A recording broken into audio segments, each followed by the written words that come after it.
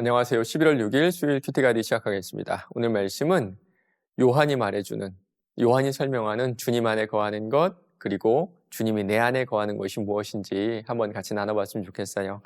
1번입니다. 하나님께서 성령을 통해 우리에게 확신하게 하시는 것은 무엇입니까? 13절입니다. 그가 성령을 우리에게 주심으로 우리가 그 안에 거하고 그가 우리 안에 거하시는 줄을 아느니라.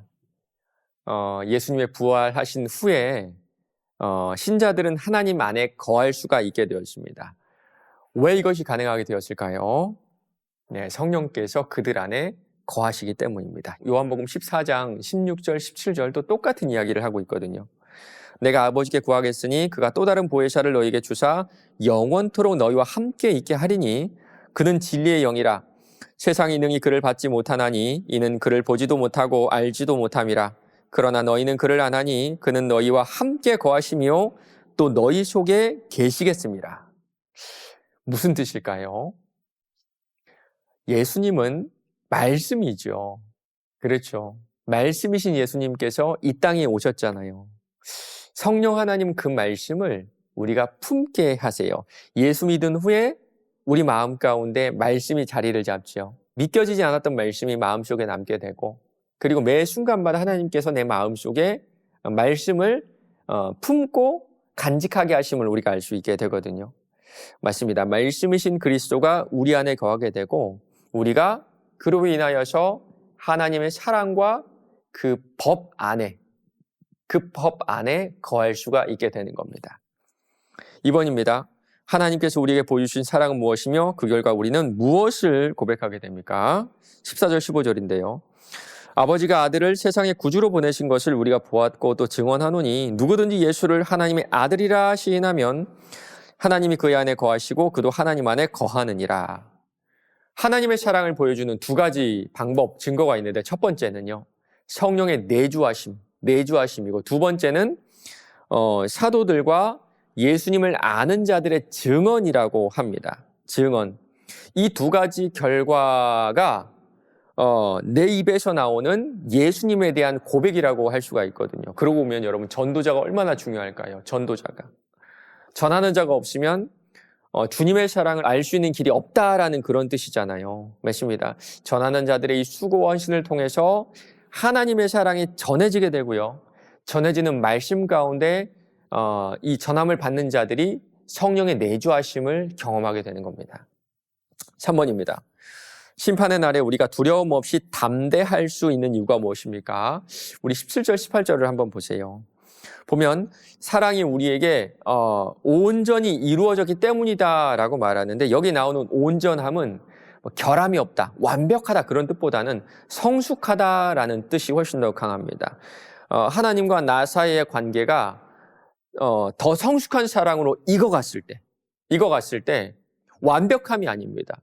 성숙하게 되어갔을 때 심판날에 담대할 수 있다고 하거든요. 맞습니다. 우리가 평생 깨닫게 되는 것은 하나님의 아버지 되심과 그분의 무한하신 사랑입니다. 인생의 수많은 문제를 겪으면서 나의 불완전함과 또 하나님의 완전하심을 인정할 때, 나의 무능함과 하나님의 그 전능하심을 깨닫게 되었을 때, 나의 불의함과 하나님의 완전한 의로우심을 우리가 알게 되었을 때, 우리는 나를 향해서 무한히 베풀고 계시는 하나님의 사랑을 깨닫게 될 거예요. 그러면 두려울 게 없겠죠. 두려울 게. 심판의 날에 모든 사람이 나를 판단하고 모든 존재가 혹여나 나를 정죄한다 할지라도 심판의 그날, 주님 만나는 그날이 우리에게는 도리어 축복의 날, 가장 기다려지는 날이 되지 않을까요? 4번입니다. 본문 말씀에서 가장 많이 반복되는 표현이 무엇입니까? 이를 확신하는데 필요한 것은 무엇인지 묵상해 봅시다.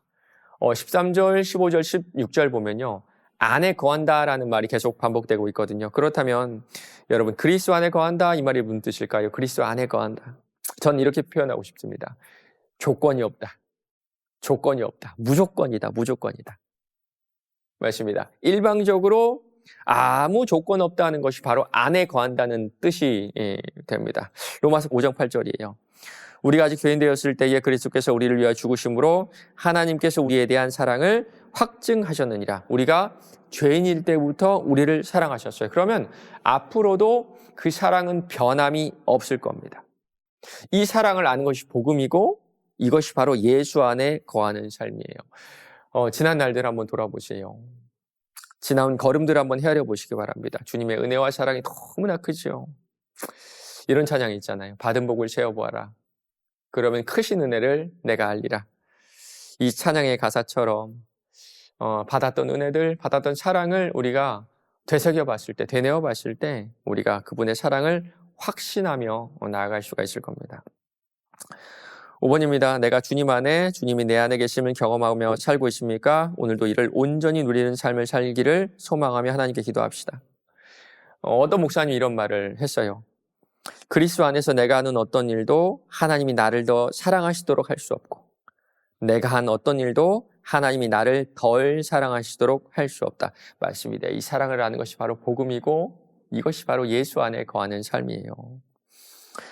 우리 신앙생활은요. 구원을 얻기 위한 테스트가 아닙니다. 그래서 잘하면 구원을 받고 못하면 버림받는 것이 아니라 하나님께서 우리에게 베풀어 주신 무조건적인 구원을 감사하며 거기에 대한 반응을 보이는 것이 바로 신앙생활이거든요. 내가 받은 사랑을 헤아려 보면요. 그게 얼마나 큽니까? 얼마나 큽니까?